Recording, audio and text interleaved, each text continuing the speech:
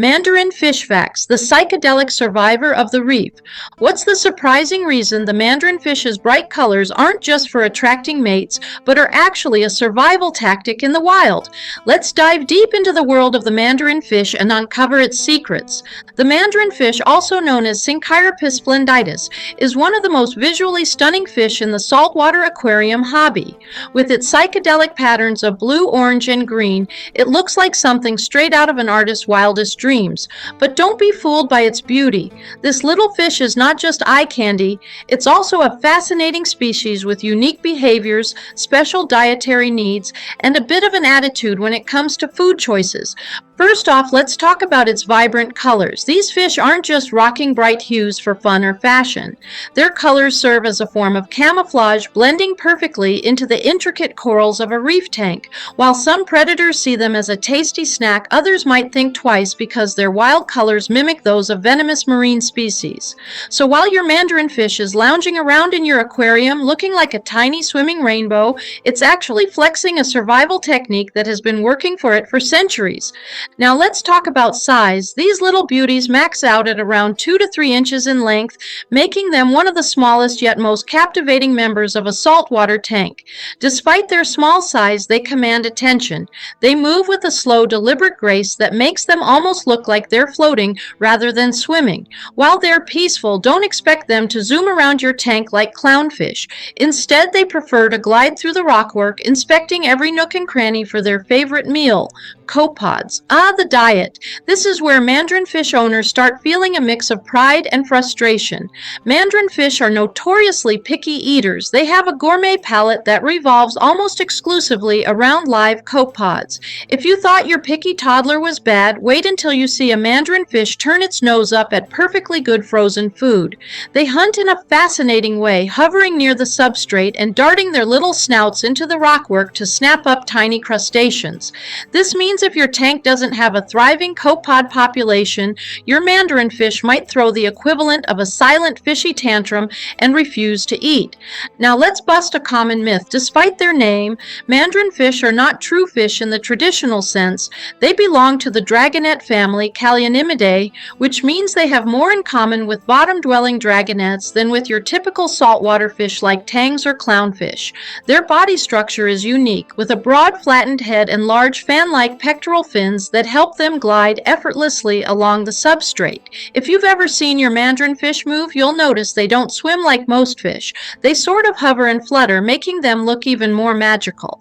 Speaking of magic, let's talk about their behavior. Mandarin fish are peaceful by nature, but they are slow eaters, which means they can be outcompeted for food by faster, more aggressive tank mates. If you've ever watched your mandarin fish get outpaced by a greedy clownfish during feeding time, you'll understand why they do best in tanks with fewer food competitors.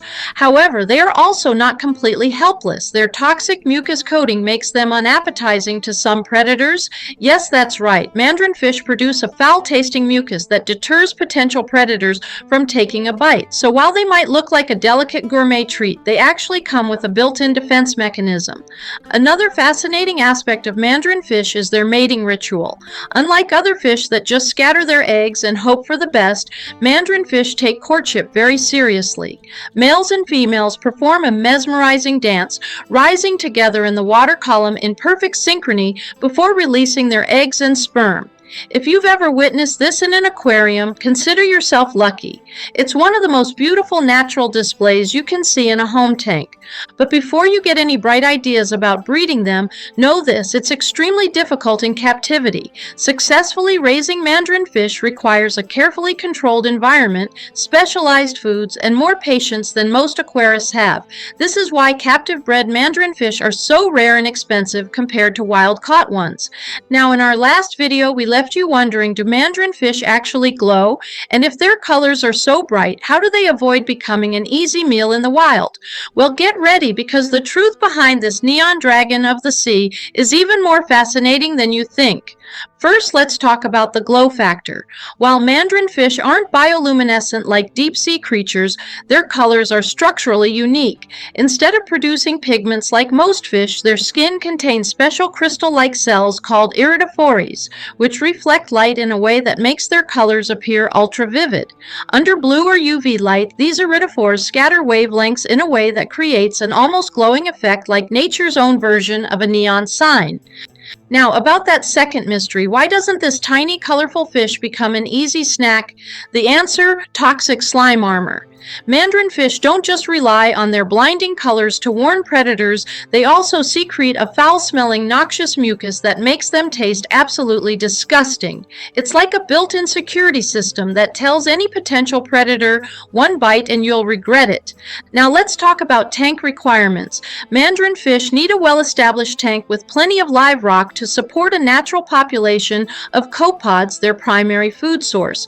A mature reef tank of at least 30 gallons is recommended, but the bigger the better, as a larger tank helps maintain stable water conditions and a steady copepod population. They thrive in an environment with rock crevices to explore and a sand substrate that mimics their natural seabed habitat. Strong filtration and a protein skimmer are beneficial to keep water clean, as mandarin fish are highly sensitive to poor water quality. Ideal parameters include a temperature range of 74 to 82 degrees Fahrenheit, a pH of 8.1 to 8.4, and a salinity level between 1.023 and 1.025. Keeping ammonia and nitrites at zero is crucial because even minor spikes can stress or harm them. Tank mates matter too. Since mandarin fish are peaceful and slow eaters, they do best with other non-aggressive species like gobies, blennies, and smaller wrasses. Avoid housing them with large aggressive eaters that will outcompete them for food, such as dottybacks, large tangs, or certain angelfish. Also, don't keep multiple male mandarins in the same tank unless it's huge. They can be territorial and will fight over space and mates. If you plan on keeping a pair, introducing them at the same time increases the chances of compatibility. When it comes to feeding, if you don't have a strong copepod population, you'll need to supplement their diet with live foods like rotifers, enriched brine shrimp, or blackworms. Some mandarin fish can be trained to eat frozen mysis shrimp, but this takes patience and persistence. Using a turkey baster or target feeder can help deliver food directly to them. If you're struggling, consider setting up a refugium to continuously replenish copepods in your main display tank, ensuring a steady food supply without frequent manual intervention. Finally, let's get back to that burning question we started with. What's the surprising reason the mandarin fish's bright colors aren't just for attracting mates, but are actually a survival tactic in the wild? The answer: mandarin fish use their vibrant colors to confuse predators. Their patterns mimic toxic or venomous species, fooling potential threats into thinking they're dangerous to eat. This clever strategy helps them blend into the reef while keeping predators at bay. And that, my fellow mandarin fish owners, is why your little swimming jewel is not just a beauty queen, but also a master of survival. If you love learning about your fish, make sure to subscribe, hit that like button, and drop a comment sharing your favorite mandarin fish moment. See you in the next deep sea adventure. Next up, what if I told you there's a fish so beautiful it looks like it was painted by the ocean itself, but so deadly it could crunch through its prey like a living nutcracker? Meet the harlequin tuskfish, the vibrant predator with electric blue fangs. Yes, you heard that right. This fish has actual fangs, and it's not afraid to use them.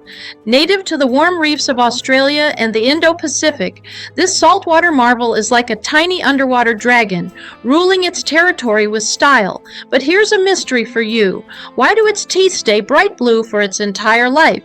No whitening toothpaste here, just pure evolution at its finest.